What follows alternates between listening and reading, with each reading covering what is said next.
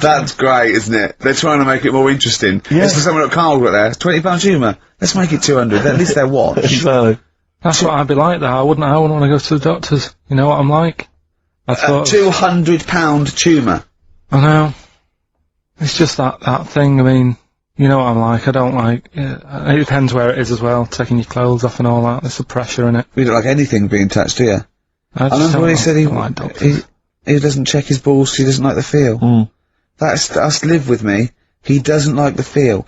I think, do you mean that you don't like what it feels like in your balls when you're fiddling with them? Because I imagined it that you meant you don't like the feel, i.e. in your fingertips, you don't like the feel of your balls.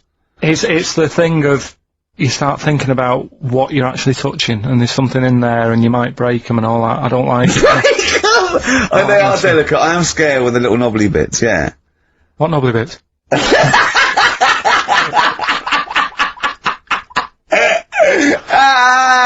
I tell you what, it's that thought, at the doctor's, it's that thing of, it's not taking your clothes off in front of him, right? It's the way you've got to take your clothes off, but he asks you to go behind that curtain to do it first. Yeah. So there's more pressure because then you come walking out with nothing on. Right. So it's like, why do you ask me to go behind there? Yeah. Rather than if I just sat there having a chat and he's going, so, how have you been? It's like, alright, and just taking the pants off. And then exactly, yeah. It's the pressure don't take your clothes off, and you came out and he lit a candle, and there was some soft music on. The lights were down. Nice. Yeah. Or he said, if it'll make you feel more relaxed, I'll take my clothes off. Yeah, exactly, yeah. But I'll do it in the form of a striptease. Now, Carl, I'm gonna ask you the question, knowing the answer. What do you think of, maybe a gay doctor just checking his testicles out? He's a professional, he just happens to be gay. That would never happen, would it? What are you talking about? Why not? Oh, speaking of, go on. Doctors. No. Gay people and that. Do you know when we discussed, gay-only toilets? Yeah. Mm-hmm. It's only, looks like it's coming into action. No, it doesn't. Right. No way. It was mentioned again. Where? On... your head. No, I think Do you think that people in positions of power are listening to this show getting ideas from you? Tony Blair. Makes you wonder, doesn't it? No, it really does. And the funny thing is, why are they getting upset? Why are gay people getting upset that they might have to have their own toilets? Carl, you don't know what you're talking about anymore. You're having a sly look. You don't know what you're talking about. Okay, can we have Cheeky Freak after this? If you want. Placebo. This picture on XFM 104.9. Steve, you're thinking of taking over as producer, aren't you? Well, I just think it's a shambles. I've asked for Cheeky Freak of the Week, and it appears that Carl's not ready. He's not prepared. No, I can sort of remember it. It's just that I like to have all the information. Contempt for the listener. You've just had a whole bunch of adverts and placebo, and it wants to get ready. We're chatting, we're having a chat, and that. Right, do you want to sort yourself out in future? Yeah. Someone this is what we were chatting about. Someone emailed in about they watched the £200 tumour thing, and, when it was removed, it was carried away in a wheelbarrow, right? Carl said, what, even when she had it removed, she still carried it round in a wheelbarrow. And he went, I thought it's sort of like she'd become attached to it. I mean, you definitely are my favourite thing in the world. It's great. Look at the way he's looking back. But I think they're all the same. The people, I mean, I have had more emails about people saying I watched the £200 tumour and I shaved me arse than anything else. Than anything that, when we ask questions about science, Shakespeare, we talk, yeah. nothing. Science concept. We talk about political issues. One person emailed in. They said I tuned into the £200 tumour documentary. It looked disgusting. I couldn't watch for long. What were you expecting? Yeah. That it might sing and dance. Do a little show for you. Anyway, these are really your listeners, Carl. Now, I think you know what I mean. You sort of find your niche. You attract your. I think me and Steve are pretty much just here. I think the people that we had in the early days, Rick, they've long since abandoned us. They jumped ship. They've got jobs. Yeah. They've got jobs. They're out now. They've been released. Exactly. Yeah, they're getting their life back together. Carl, so what's the situation with Cheeky Freak? I've got like a couple of bits. Like I say, I haven't got the in-depth stuff that I know. Oh no, because usually it's you know, it's pretty scientific. Exactly. Yeah. Do the jingle. We've come up with a new one, haven't we? The Freak. Say chic. Cheeky Freak of the Week. Right. Well, couple of bits. I don't know which one to use as the main feature for this week. It's that good, is it? Well, there's been another one born. What? Little kid. You go on. 4 eyes. Insult? Just a guy who wears glasses. Come on. 4 eyes, 2 noses, 2 mouths. That's weird, isn't it? This bloke, did he also have 2 heads, 2 bodies, sort of born sort of slightly separately?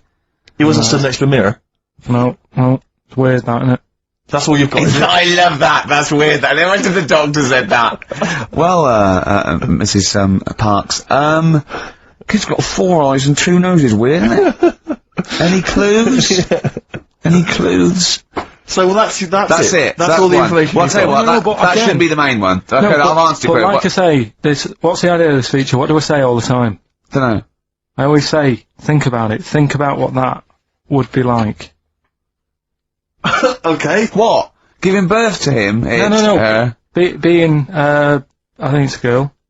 Being like her. 2 mouths. 4 eyes. What would that be like? Mad, innit? I don't know what this feature is. I don't know why. Is there another one? Is that, you said that I mean, I hope everyone took the opportunity there during that silence to just think about what it would be like. I know I was. What? Could she talk with a mouthful? What? Is that allowed? Because she's got 2 mouths. Yeah. Would that be alright in her house? She'd be eating Yeah, one, she can talk with one mouth and eat with the other, I Right, well suppose. listen, the main one, right, you've thought about that, that's good. The main cheeky freak of the week, I haven't got all the details. Smallest person ever. Right? How big would you say that is? Carl was now sort of like holding his hands up like a fisherman, long ways. That's about 1 foot. Right. Smallest man in the world. I printed the thing off and I can't find it. There's a little picture of him. Right? The odd thing was... But why have you asked me did it say, or was it a picture of him? I didn't really read it. Of course you didn't. Jesus. I just saw it and thought, that's... What, you straight away assumed it was natural size? It was that big. But what do you mean it was that big? Little fella, like that. But why are you doing that? What? It was a page with a little fella. How do you know that was natural size? No, it was, because it said it's world's smallest man. And the funny thing is, I've read the first line, I always read the first line, it said world's smallest man. Well done. The weird thing is, he got an head like a light bulb. The shape of it, apparently. I don't know if that's got anything to do with his shape and size. Oh, God. That big. His name's Mr. Watts. And, the annoying thing is, what got me is, if you're that big, right, don't have your picture taken next to a fruit bowl. Why was he having his photo taken next to a fruit bowl? Dunno. Whoever the photographer was, obviously having a bit of a laugh. Yeah. At his expense. Because you would just stand in the middle of nowhere, you'd look normal and that way. He was stood there, just leaning on an apple. Leaning on an apple? What is this? In what world do you inhabit? No, this was on the internet. And I printed it off. Leaning on an apple? Was it Tom Thumb? What is this? Are you sure it wasn't some sort of sci-fi show they're advertising? No, it was leaning on it. Can you just lean on the apple? Just lean on the apple, man. Do me a favour, will you stand next to my chihuahua? You're not taking the piss, are you? No, not at all, no. Would you mind leaning on this matchbox? Yeah. Leaning on an apple. And that's what, so he just said he's the world's smallest man leaning on an apple. Smallest man, said about his head being like a light bulb, I don't know what that meant. And I just thought, right, that'll do, that's that sorted cheeky freak of the week done. I think that was on like Monday. Right? I found that, I thought that's done. Printed it off, forgot to get it off the photocopier. Someone's nicked it. Play a record. You've got to... You know, it's just, Steve. No, can I just say, no, Carl, please, if I say, let's have Cheeky Freak of the Week, and you haven't done your research, you haven't got the information, just tell us you can't do it. But don't lead us on. Don't say this on radio, hold your hand up to me and go, how tall is that? It's nothing, That's radio. Nothing. It's nothing. I think it was that big because he was leaning on an apple. It's not enough information. But, imagine Trevor McDonald coming on, going, some news, some stuff, how big's that? How big do you think that is? Yeah. Because there was a fella, coming up after Chris Tarrant. Play a record.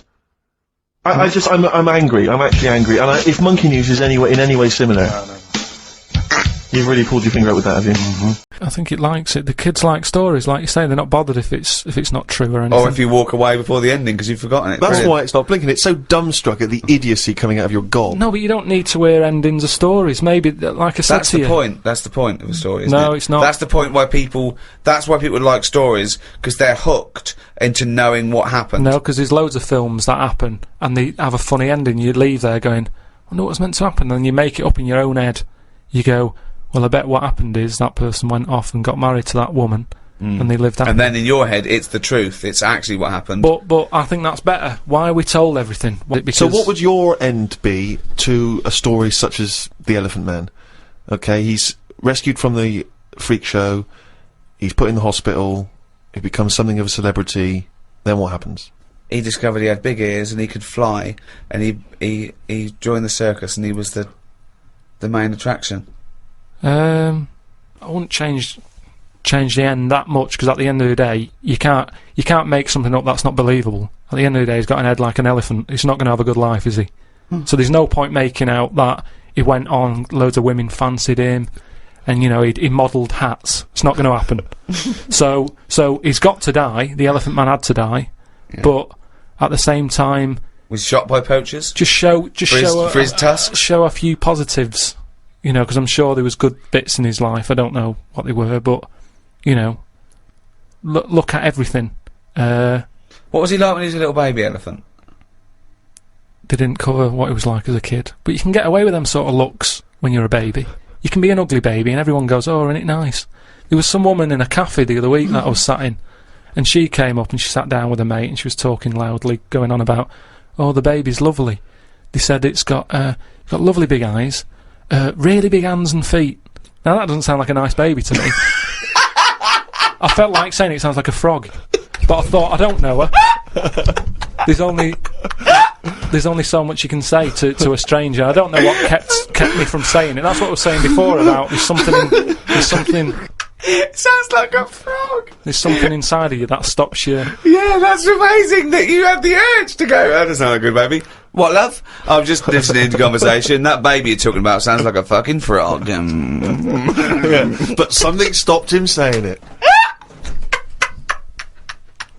I just came back from America, and they love Halloween. They're obsessed over there. I mean, it's a proper thing out there. Here, it's sort of half-hearted. A few middle-class families, sort of. But do you think it'll get more popular here, though, if we do find out that ghosts are about? Well, that'll never happen because they're not. No, okay? but if they did, then suddenly that would be a big. Well, America makes things famous now, because of film culture and everything. So, yeah, it's all from that. I doubt we celebrated much at all, did we, 50 years ago? So I think it's crept up. Certainly over here we didn't, but it's been largely introduced over here through commercial ideas, isn't it? We can sell stuff for and film and things like that. But out there, they start like weeks and weeks before, and they're decorated like proper. And but I saw a little bakery in Soho, and it didn't look right with cobwebs all over it and spiders on the buns. Yeah. But even though it's fake, it's just I don't think you should do it on a bakery. Do you know what I mean? I know what you mean. It's just think that surely puts you off the product a little bit. I always find it a bit depressing. Like last time I remember going into supermarkets and you see sort of these old women who you know, in their 60s, and they're doing this job they don't really want to be doing, but they've been made to dress up as a hat. I know, as a witch or as Cinderella, and it just. Well, they could do it in like a morgue or something, just to sort of brighten up the place. Well, just so people aren't that scared. Imagine that. Imagine you're going to identify your dead relative, and they go, "What's the spiders all over?" It's 31st October. No, oh, okay. But just make it a bit spookier and have a bit of fun with it, and let's not get serious about, you know, like I say, passing on. Yeah, but those sort of people have to take their job seriously. I remember when my mum died, and I had to go along, and I was talking about what wreath they wanted, and this person, quite rightly, had to turn off their sense of humour in a way, because I suppose they mustn't offend anyone, so I had to. He spoke like that at all times. Yeah. At all times. Okay, and what would you like the wreath to say? She was a mother and a grandmother. I went, yeah, mother, grandmother, and what was her name? I said, her name was Eva. I said, and I made a joke. I said, do we get a discount because her name's short? And she went, well, actually, didn't laugh, didn't get that at all. She just went, just answer the question. She went, well, actually, you pay by the letter. I thought, okay, that fell flat. I'll go again. I went, well, her friend used to call her E. Yeah. She went, I'm joking. She went, okay. Nothing. Yeah. Bad audience. Bad time, bad audience. Tough crowd. Yeah, Undertaker's never known for their... Yeah, exactly, yeah. their They laughter. don't crack jokes, Carl. A friend of mine, was, trained to be a doctor, and, in his first year, when they practice, they intern at the hospital, he was watching this patient, and, two other doctors came in, and I won't say his name. They said, can you go and check on Mr. So-and-so? He went, yeah, and change his drip. So he went in, changed his drip, came back out. The doctors came, after about 10 minutes, they came running and said, what did you do? What did you do? And, they went in there and said, I just changed the drip. He goes, well, he's dead. He's dead. He was going, I just changed the drip. I did this and that. And they started laughing. He goes, no, he was dead when we sent you in there. Yeah. Now, that is almost excusable because it's imperative if you're a doctor Absolutely. to become accustomed to the fact that people die and that it's, Exactly. you know, Yeah, so they were making a joke about a dead body that means nothing to them other than professionally. Yeah. You know, they were getting through it. He thought he'd just murdered someone. Yeah. Right? Yeah. Well, he thought he just killed someone. But yeah, they have to be desensitised. But they wouldn't do that in front of the relatives. They wouldn't go, I had a laugh earlier with a young intern. When your dad died, we sent him in to change the drip. Didn't even check. It was quite good. Anyway, let's get him out of here. No, but they do have a laugh. I heard about a doctor who was working on a brain, right? And apparently when they work on the brain, it's best if they keep you awake. Because, you know, just so you can go, that hurts a bit, and they go, oh, we best not touch that bit again. That's the reason, Rick. Amazing. That's the reason. No, there's amazing. certain operations, isn't there, where they go, you know, we can knock you out for that, but for this one we want to know. It's probably because the brain needs to be Activity. active in order to Yeah, to they show identify the thing. activity, But yeah, sure, they- yeah, no, so it's anyway- actually so you can wake up and go, yeah, no, that hurt. That stings. How that stings. Don't pop that in there. You can't feel anything in the brain anyway. No nerve endings. Really? You What? can't feel it, can you? Well, maybe there's another reason, but anyway, his head's open. He's sat on this chair. The doctor's going... I reckon he was laying down. I thought he was laying down, but in your world he's not. He's sat on a hard-backed I think it's more dining like chair. in front of a mirror, like a hairdresser type thing, right? And he's cut the skin off. So can you get a bit shorter there. So he's Something for the weekend, sir? he's- I won't be shagging with no brain. anyway, so he's cut the skin off and you know, chopped a bit, and you're always going to get bits, aren't you? Sort of. Whenever you cut anything, you end up with a bit missing. But anyway, somehow he does the brain stuff. He fixes it. I don't know what he was doing, but Don't you? You don't know about. You don't know You about don't know that. the intricacies of brain surgery? That I find perplexing. So you're not a neurosurgeon? I don't want. Oh, okay. So they go on. sorted out the problem, right? And he goes, right, all we've got to do now is stick the head bit back on. Yeah. That's what it's called, by the way. The head Oh, this bit. happened. This happened. Yeah, the head bit's connected to the face bit. So he sticks. Nurse, head bit. Doctor, do you need leg bit? Not yet, nurse. Head bit, then leg bit. So they stuck the head bit back on, and then Can you pass me the Sharpie thing? he was trying to sew it, and he was going, "This isn't fitting this." He's going, "I don't know." And you know, like because the Right, if this turns out that It's it's someone else's head. or No. a toupee from the doctor next to him, Yeah. or a cat. Meow! No, it's- You've sewn a cat to my brain. it's none of that. He's trying to sew it, and he's thinking, "Why isn't it fitting?" And he's thinking, "Is it because the head's swollen?" Because you know he's been messing about in it, and things Yeah. swell, don't they? And messed about Yeah. with. So he's messing with it. He's going, I don't understand this, and he's panicking a bit because the patient's awake and chatting and stuff, and you know, it's difficult to have a normal chat when you're panicking a I little know, bit. there's a queue as well. People want their brain done, and they're just reading old copies of magazines. They're going, hurry up. So I'm going out tonight. Do you want to wash it? No. Just I'll wash it later.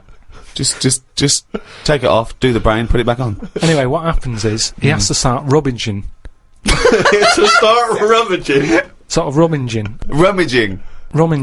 No, there's no N before the first G. Rummaging. Well, he starts looking through the. He starts having a look through the bin. Because, Oh, what? Because he knows he's chucked a bit away of the skin. Right. Where is this surgery where a bloke's sitting up in front of a mirror and there's a bin? Is there a little basketball ring above the bin as well? So when he throws things, it goes through there first. I'm just saying that's what happened, and you were saying about things that happen, and you've got a joke about So it. he's rummaging, and what happens? He said to him, the fellow was starting to sense the nervousness, and he said, "What's going on here?" And he says, "Oh, you're never going to believe it. I've lost a bit of your skin. Lost a bit and, of your head, yeah. I can't." Why did he sew." cut? I don't understand. Why is there? Why is That's it in what I two mean. bits? Because things just break up, don't they? It's like chicken. When you see him walking around, everything's in place and it sticks together. You cook it, suddenly it all breaks up. He'd cooked his face before he cut it up. I'm just saying how flesh, it sticks together well. Yeah, he'd cooked the scalp before he'd taken it off his head. No, but it's just an example of how skin can break up with the muscles and everything. So he's rummaging in the bin, and does he find the head? He found the bit, and then he's like, oh, sorry about that, and he sort of managed to stick it on. Right, he didn't wash it off or anything? Yeah, I'm sure he gave it a bit of a rinse. But I'm just saying how... Nonsense. You know, you've got to make a joke out of stuff, haven't you? Yeah, it's bollocks. If you're a doctor. Okay, that's good. So where was the joke in that story? At what point I thought this was a story about how doctors have a sense of humour. Yeah, when well, did he make at the end, they sort of laughed and he sort of said, oh, there you go, it's back on, but good job the bin men didn't come or whatever. And they made a joke out of it. I've never heard such nonsense. I've never heard such nonsense. But Suzanne said she now realises why I am the way I am after spending like a week with them. What, they told her that they dropped you on your head as a kid, or? No, just like, the way they act and that. Right, yeah. No, they were saying things like, Suzanne, so, why is the moon out at night and the sun in the day? Oh, God. Yeah. Oh, God, there's 3 of them. Suzanne, can you tie my shoelaces again? It was the bit when my dad said, don't waste money on a coffin for him, just put him in a bin bag. Your father said that? About himself? Yeah. Oh, that's a great idea. I'm glad you mentioned that, because that is great. that gives me an idea. Coldplay, God Put a Smile Upon Your Face on XFM 104.9, Ricky Gervais, Steve Merchant, Karl Pilkington. Reading the paper yesterday, they were talking about the fact that Blair has been, I think, he's been in Greece, discussing EU matters. Oh, yeah. And they used the old Trojan horse analogy to say, here's a particular policy, and it seems like they're trying to sneak in some kind of dubious idea. Disguised as something else. Exactly. And it's always struck me, ever since I was first introduced to the Trojan horse theory, I never understood how it come about. Do you know what I mean? Sorry, Karl has got a frown on him, like a thing I haven't seen. Yeah. Karl, do you know what Tony Blair is the Prime Minister. You know what the Trojan horse was? Go on. Have you come across this before? Have you heard of it before? Wasn't that Ascot or anything? Go on. Well, the Trojan horse, what happened was, it's a famous kind of Greek story, about the fact that, the Greeks... In olden times, Karl, olden times, specifically. Yeah. The Greeks laid siege to Troy for 6 years. Waiting. Basically, things had got out of hand. I think the Trojans had done something with Helen, and someone else was annoyed. Anyway, it all got very complicated. It got out of hand, and the the Helen, the one with the mashed up face, because they used to use it to launch ships. Anyway, the Greeks laid siege to Troy for 6 years, right? And they weren't getting anywhere. They were outside the gates. They were saying, "Let us in." They weren't. They were. Blah, blah, blah. So what they did was they all disappeared. They wanted to get in and kill everyone. Yeah, that's why they wouldn't be letting in. But they couldn't get inside the city walls. So what they did was they left as a gift for the Trojans. They left an enormous wooden horse, okay, as a gift, and then they all buggered off. Like 40 foot high, 50 foot long. I mean, a big, big wooden horse. An arc of a horse. And the Trojans wheeled it into the city. So that's nice. Thought, what a lovely gift. Yeah. And lo and behold, who was hiding inside? But the entire Greek army. They leapt out, killed everyone in their sleep. Yeah. Alright, and that's where that famous idea of a Trojan horse has come from, sneaking something in, disguised as something else. Alright. Alright. Yeah. Okay? So if you ever... Yeah. He doesn't really understand, does he? No, but to be honest, nor do I. Well, this is the problem I've always had with this. Because I don't understand who comes up with the idea. I mean, I can't think that was the best idea. Well, no. There must have been other ways. If they come up with that, how long did it take them to go? When they said, one before said, whoa, can I have a word? Go on, General. Yeah. I've got an idea. Yeah. Build a big horse, right?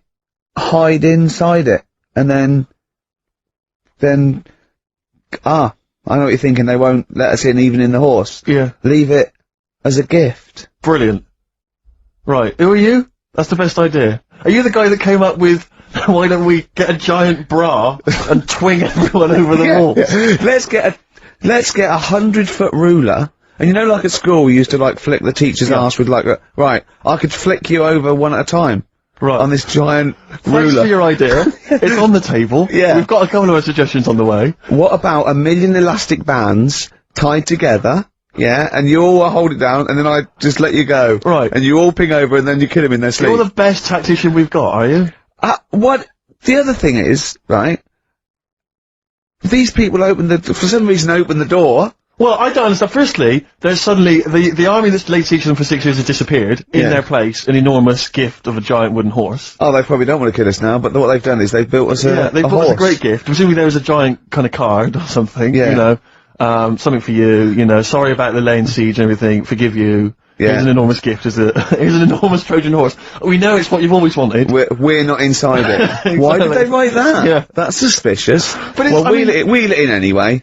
But in terms of it as an idea initially, I mean, we're gonna give him a gift. Well, what should we do? We could bake an enormous quiche, be inside that. We could have an enormous soap on a rope it's the fact that it's an enormous horse, an enormous wooden horse as a gift anyway. I don't know if this was a popular gift at the time, but it's also the stupidity of the Trojans saying, brilliant. I've always wanted an enormous wooden horse. Well, what are we going to do with it? Where are we going to wheel it in anyway? Leave it. Wheel it in. Let's go to sleep. Let's worry about it tomorrow. Exactly. Yeah. But it's this idea of someone going, right, is this definitely the best idea? And they go, yeah. And they look to the carpenter. Yeah. And he goes, well, it's going to take a while. Yeah, we've got to get wood. We've got to get on the well, you haven't put a door in. Yeah. How are we going to get up there? Doesn't it look like a horse? It is. It's the worst horse I've ever seen. Why, it looks like a cow. Wow, yeah, the udder's where we hide. There's a horse. It's got no tail. Well, that's the rope that you climb up. But I don't know if it's one of those things where, again, because we kind of learn these things at school, that somewhere along the line, the truth of it has disappeared, and we are... Well, I imagine it's lost a bit in translation. Yeah. Because, in Eohippus in Greek means a giant tank. Right, so that actually was a Sherman. Yeah. And it burst through and it shot them all. Yeah. But of course, down the years, they've tried. Look at Carl's face. Look at Carl's face. If everyone on webcam, Carl, just keep that face and look up to the camera. Right? Just, right, get a look at that now. Play a record, Carl. Educating Carl, we should bring that back. We should bring that back. Yeah? What do you want to learn about next week? We've told you about the Trojan horse. Know anything about any freaks? Placebo. This picture on XFM 104.9. I'm Ricky Gervais, with me Steve Merchant and Karl Pilkington. Right. So you've been educated there, haven't you? The Trojan horse. Yeah. The Trojan horse. And that's of course where the phrase, beware Greeks bearing gifts, comes from. Silence again. Yeah. You ever heard that one? Go on. What's that again? Beware Greeks bearing gifts. Right. What do you think that means? I don't know. I mean, what is that used worldwide or what? Will they say that in Greece as well, or? Because I imagine Christmas Day is rubbish. No, it doesn't actually mean beware of Greeks bearing gifts. It's more to do with, like, maybe it's too good to be true, or, you know. It's the opposite to don't look a gift horse in the mouth. Well, that's probably where it came from as well. Justin from Southend emailed in, he just said, for the Trojans not to have spotted that it was a trick, they must have been the biggest bunch of moronic, ever to have walked the earth. Does Carl have any Trojan in him by any chance? Cheeky, innit? Eh? What? Never mind. I think that probably proves it. I thought of another one like as well. I was saying, you may as well be hung for a sheep as a lamb. I've never heard, I don't think I've heard that. I have heard it, but I don't think I've ever used it in common parlance. Well, it's like, if you're gonna do something, you know, you might as well go the whole hog, depending on the outcome. Because it's based on reality. That's why I like it, because obviously the poor people used to poach, and if they were caught stealing, you know, a sheep or anything, they would be hung.